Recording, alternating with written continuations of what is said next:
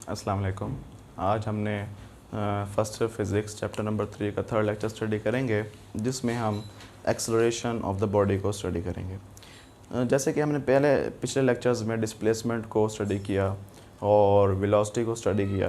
Velocity को हमने क्या कहा कि rate of change of displacement is known as velocity. इसी तरह एक्सेलरेशन को भी डिफ़ाइन करेंगे। The rate of change of velocity is known as acceleration. अगर वेलोसिटी में चेंज आ जाता है बॉडी के, तो बॉडी में क्या प्रोड्यूस होता है बेटा? एक्सेलरेशन प्रोड्यूस होता है। तो ज़रा देखिए, अगर इसकी डेफिनेशन करें तो the time rate of a body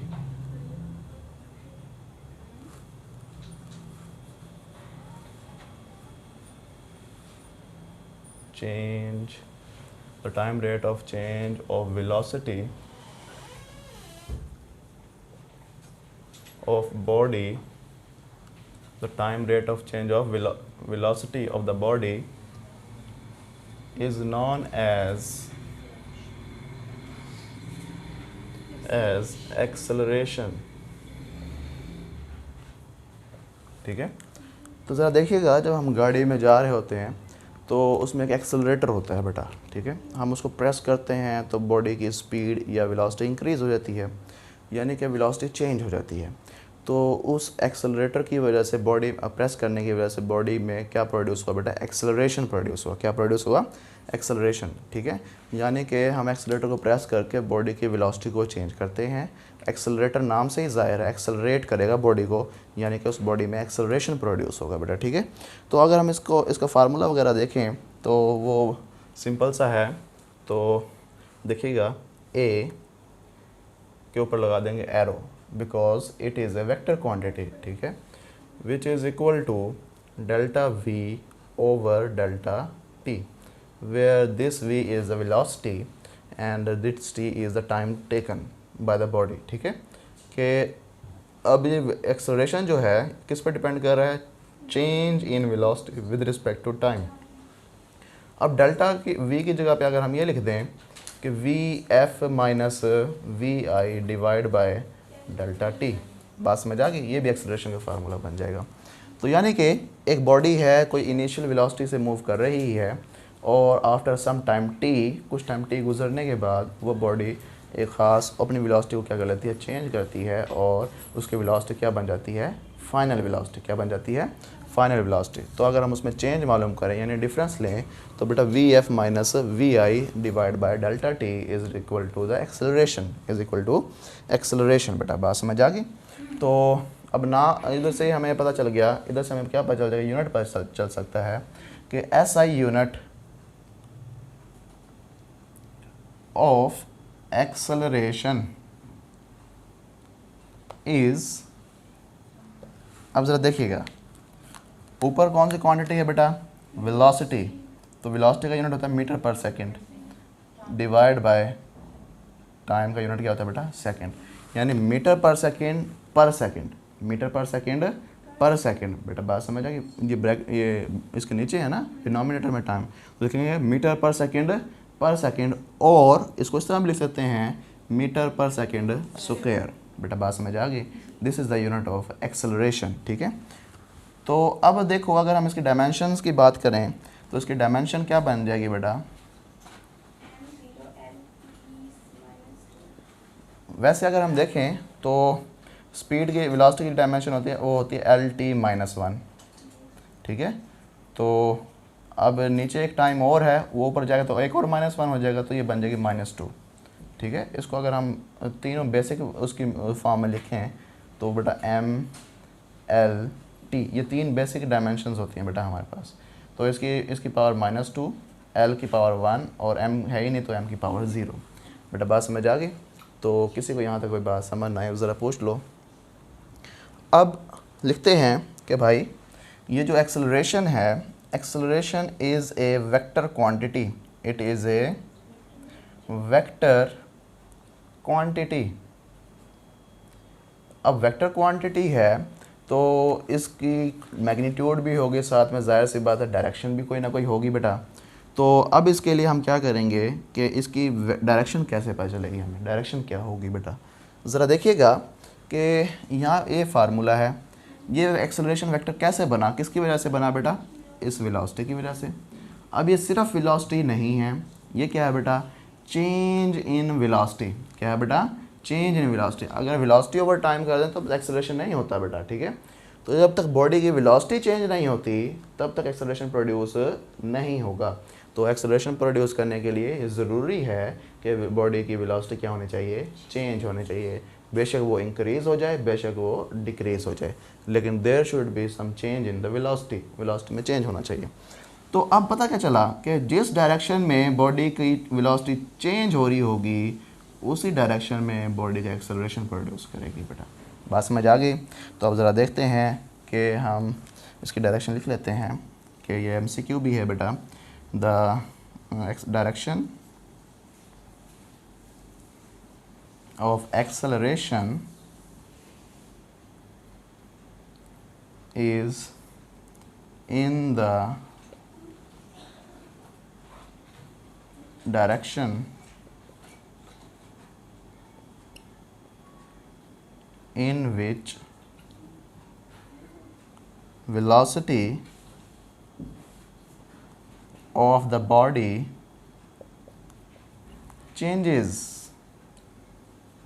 बात समझ आ गई कि बॉडी की जो वेलोसिटी क्या हो जाती है, चेंज हो जाती है। जिस डायरेक्शन में बॉडी की वेलोसिटी चेंज होती है उसी डायरेक्शन में क्या प्रोड्यूस होता है बेटा, एक्सेलरेशन प्रोड्यूस होता है। समझ आ गई।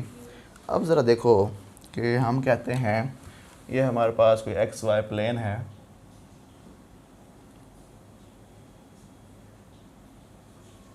ये हमारे पास एक ये वेलोसिटी है बॉडी की, ठीक है, ये V1 है, और एक बॉडी की वेलोसिटी जो है वो ये है, उसी बॉडी की वेलोसिटी चेंज हो गई है, वो V2। हाँ, ये वेलोसिटी के पोजीशन वेक्टर्स हैं, ठीक है। अच्छा, पोजीशन वेक्टर जो होता है बेटा वो लाजमी नहीं कि हम ओरिजिन से लें, किसी भी रेफरेंस पॉइंट से हम ले सकते हैं बेटा, ठीक है। तो याद रहे, अभी हमने वेलोसिटी के वेक्टर्स ड्रा किए। पोजीशन वेक्टर क्या होता है कि किसी पॉइंट की लोकेशन को डिफाइन करते हैं। हमने पोजीशन किसी पॉइंट की लोकेशन डिफाइन की, हमने क्या किया है, वेलोसिटी का वेक्टर बनाया। क्या बनाया बेटा, वेलोसिटी का वेक्टर। पहले वेलोसिटी का वेक्टर ये था और अब वेलोसिटी का वेक्टर ये है। मैग्नीट्यूड चेंज हो गई या डायरेक्शन चेंज हो गई है, जो भी हुआ बेटा, ठीक है।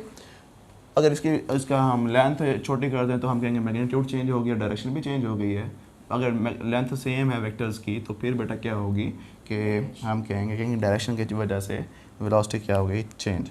अब चेंज कितना आया वेलोसिटी में, ज़रा देखिएगा, V1 से V2 में कन्वर्ट हो गई है वेलोसिटी।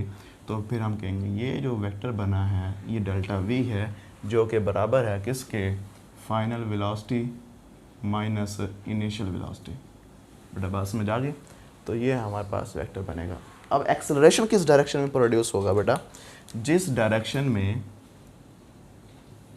क्या हुआ बेटा, चेंज इन वेलोसिटी प्रोड्यूस हुआ बेटा।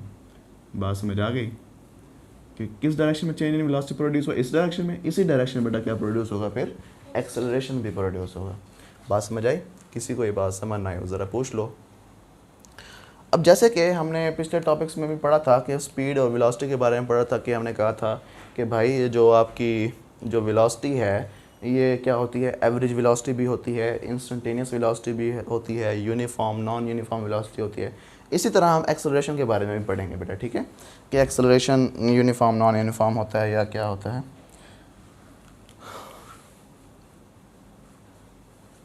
अब हम पढ़ते हैं average acceleration.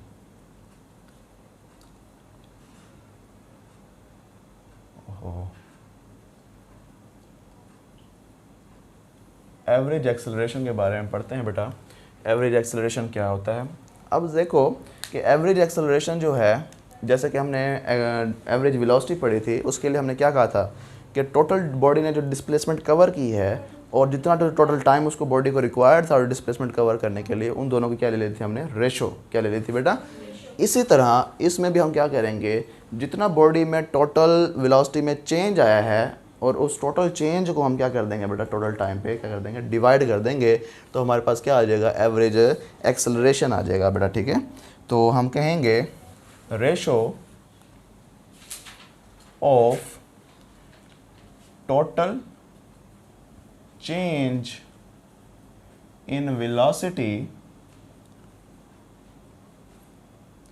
Of body to the total time taken. बात समझ आ गई? ये रेशो है दरअसल किसके दरमियान बेटा? Total change in velocity. किसकी वेलोसिटी चेंज हो रही है? किस बॉडी की। रेशो किसके साथ लेनी है? To the total time taken बेटा। बात समझ आ गई? तो अब इसमें भी कुछ लिमिटेशंस हैं, जैसे कि हमने लास्ट लेक्चर में पढ़ा था, acceleration average is equal to total change in velocity divide by total time taken. बात समझ आ गई? तो ये हमारे पास क्या बन जाएगा? एक्सेलरेशन का फार्मूला बन जाएगा, यानी कि हम इसको इस तरह लिख देंगे कि delta v over delta T.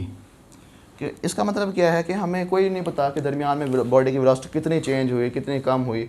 हमने इनिशियल वैल्यू ले ली है और फाइनल वैल्यू ले ली है, उन दोनों का बस क्या ले लिया हमने? डिफरेंस ले लिया और चेंज इन वेलोसिटी मालूम कर लिया और टोटल टाइम पे क्या कर दिया बेटा? डिवाइड कर दिया। बात समझ आ गई? इसमें भी जो लिमिटेशंस हमारे वेलोसिटी वाले उसमें थी, एवरेज वेलोसिटी में थी, तो वही लिमिटेशन बेटा इसमें भी हैं कि हमें ये नहीं पता चलता कि एक्सेलरेशन की डायरेक्शन क्या है। एक्सेलरेशन की डायरेक्शन क्या है? समझ आ गई बेटा?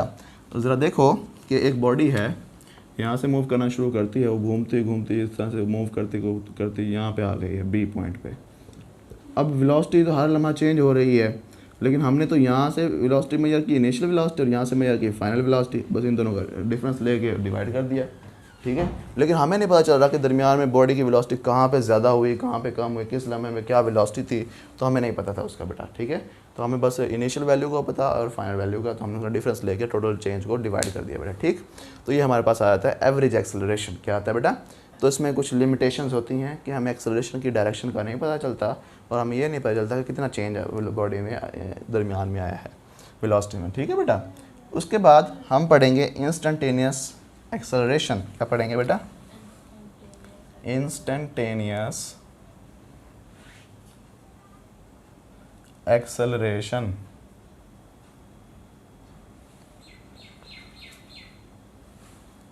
इंस्टेंटेनियस एक्सेलरेशन वही बात बेटा, मैं पहले फार्मूला लिखता हूँ। A instantaneous vector is equal to change in velocity divide by change in time.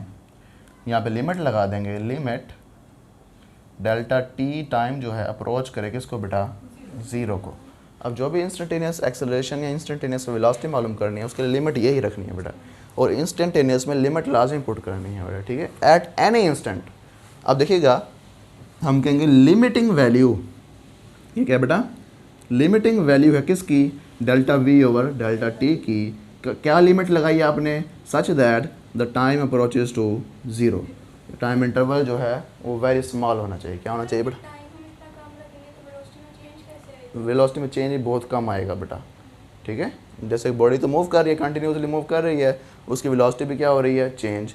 अब हमने टाइम इंटरवल रखा ज़्यादा, बॉडी यहाँ से घूमते घूमते यहाँ आ गई, तो हमें इसका अंदर दरमियान वाली चीज़ों का नहीं पता चला कि अंदर कितनी वेलोसिटी इंक्रीज़ हुई है, कहाँ डायरेक्शन चेंज हुई है, हमें कुछ नहीं पता चला। अगर हम ये कहें बॉडी यहाँ मूव कर रही थी, हम कहें वेरी स्मॉल बेटा वो है, तो हमें वेरी बेटा स्मॉल चेंज के बाद ही हमें क्या पता चल जाएगा? थोड़ा सा टाइम गुजरने के बाद फिर बॉडी की वेलोसिटी अगर नोट कर लें तो फिर हमें थोड़ी सी वेलोसिटी में चेंज जो होगा वो थोड़ा सा प्रोड्यूस होगा और टाइम इंटरवल भी क्या होगा बेटा? स्मॉल होगा, ठीक है। तो जिसकी वजह से फिर जो एक्सेलरेशन है हमें उस लम्हे का, यानी इतने छोटे से वक्फे का हमें एक्सेलरेशन पता चल जाएगा। फिर हमें अगर और छोटा टाइम उतना इंटरवल छोटा कर दिया, फिर यहाँ से इसका एक्सेलरेशन मालूम कर सकते हैं, इस पॉइंट का एक्सेलरेशन मालूम किया, फिर इसका कर लेंगे। लेकिन टाइम इंटरवल वेरी स्मॉल होना चाहिए बेटा, ठीक है। यानी करीब करीब पॉइंट्स के दरमियान आप एक्सेलरेशन मालूम कर सकते हैं। किसी को ये बात समझ ना आई हो ज़रा पूछ लो। तो इसलिए फिर हम ये क्या करते हैं? इंस्टेंटेनियस वैल्यू लेते हैं कि हमें दरमियान वाली हर एक पॉइंट का हमें डाटा मिल जाए कि किस पॉइंट पर कितना एक्सेलरेशन प्रोड्यूस हो रहा है, कितनी वेलोसिटी चेंज हो रही है बेटा। बात समझ आ गई? तो इंस्टेंटेनियस वैल्यू पता चलती है, किसी भी लम्हाती वैल्यू।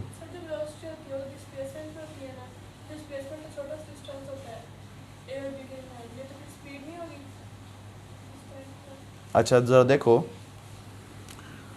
ये एक सर्कल है, ठीक है, और इस पॉइंट पे जो बॉडी की वेलोसिटी है उसकी डायरेक्शन ये है, ठीक है, और इस पॉइंट के ऊपर जो बॉडी की डायरेक्शन है उसकी वेलोसिटी ये है। इसके मुकाबले में क्या हो गई है, चेंज।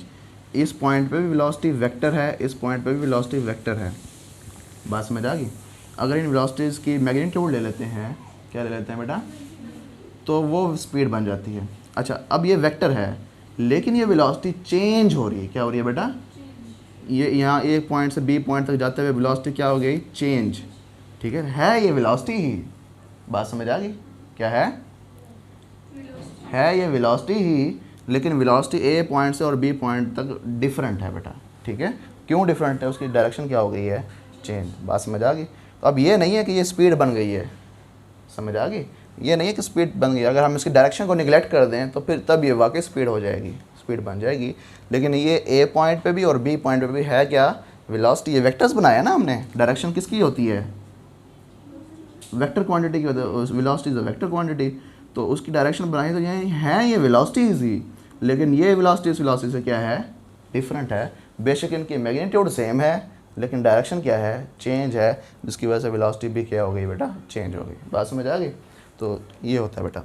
अब इसकी डेफिनेशन भी होती है बेटा, डेफिनेशन मैं बता रहा हूँ, limiting value of the delta v over delta t such that the delta t time approaches to zero.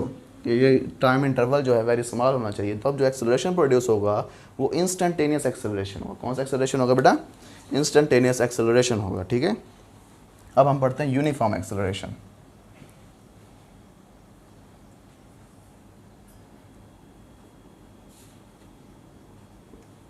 Uniform acceleration क्या होगा बेटा, नहीं एक जैसी रहेगी वेलोसिटी, तो फिर तो बेटा एक्सेलरेशन प्रोड्यूस ही नहीं होगा।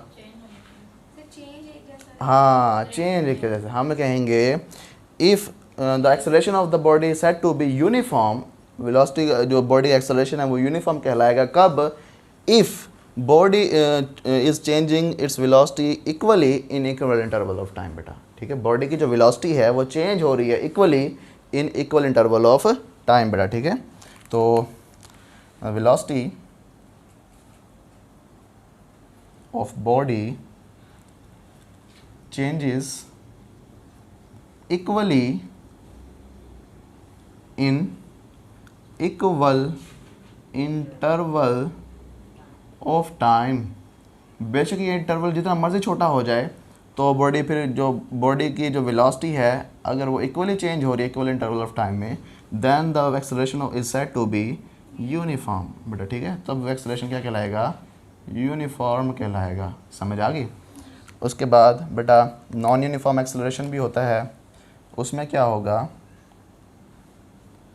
कि बॉडी का जो चेंज आएगा वेलोसिटी में वो इक्वल नहीं होगा इन इक्वल इंटरवल ऑफ टाइम में। इंटरवल ऑफ टाइम हमने क्या रखना है, इक्वल। क्या रखना है बेटा, इक्वल। और अगर उसमें बॉडी में वेलोसिटी में जो चेंज आ रहा है वो भी इक्वल है तो फिर बेटा हम कहेंगे बॉडी की एक्सेलरेशन यूनिफॉर्म है। अगर इंटरवल आपने सेम रखा, इक्वल रखा, उसमें वेलोसिटी में चेंज जो है वो इक्वल नहीं रहा तो फिर हम कहेंगे कि भाई ये क्या है, नॉन इक्वल है बेटा, ठीक है। तो हम लिखेंगे, तो ज़रा देखिएगा, नॉन यूनिफॉर्म एक्सेलरेशन के unequal change in velocity in equal interval of time. तो बेटा जो बॉडी का एक्सेलरेशन होगा वो नॉन यूनिफॉर्म होगा बेटा। बात समझ आ गई। किसी को ये बात समझ ना आई ज़रा पूछ लो। अब इसके लिए कंडीशन है बेटा, इसके लिए क्या है, कंडीशन है, MCQ भी है बेटा ये। तो क्या आपको कैसे पता चलेगा बॉडी की जो एक्सेलरेशन है वो यूनिफॉर्म है या नहीं है। हमने वेलोसिटी के लिए भी कंडीशन लिखी थी। वो क्या कंडीशन थी बेटा, कि अगर आपकी instantaneous value of the acceleration equal आ जाती है average value of the acceleration के बेटा, ठीक है बेटा, एवरेज वैल्यू ऑफ एक्सेलरेशन के इक्वल आ जाती है, तब आपके जो बेटा एक्सेलरेशन होगा वो क्या कहलाएगा, यूनिफॉर्म। क्या कहलाएगा बेटा?